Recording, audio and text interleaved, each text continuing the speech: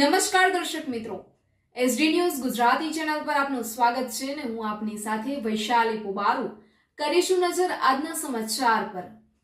અંકલેશ્વરથી Ankleshwar national હાઈવેને અડીને આવેલા અને આગની ઘટનાઓથી જાણીતા બનેલા નોબલ માર્કેટમાં કરવામાં આવેલ દબાણો હાઈવે ઓથોરિટી દ્વારા દૂર કરવામાં આવ્યા હતા। ચુસ્ત પોલીસ બંદોબસ્ત સાથે મેગા ડિમોલેશન શરૂ કરવામાં આવતા દબાણકર્તાઓમાં ફફડાટ વ્યાપી ગયો હતો।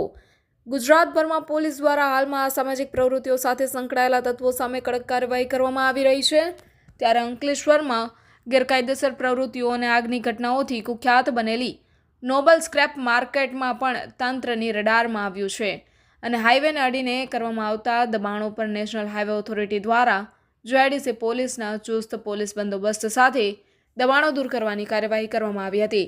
અંકલેશ્વરની વાલિયા ચોકડીથી લઈને નોબલ માર્કેટ સુધી દબાણ દૂર કરવાની કાર્યવાહીને પગલે દબાણકર્તાઓમાં ફફડાટ વ્યાપી ગયો હતો।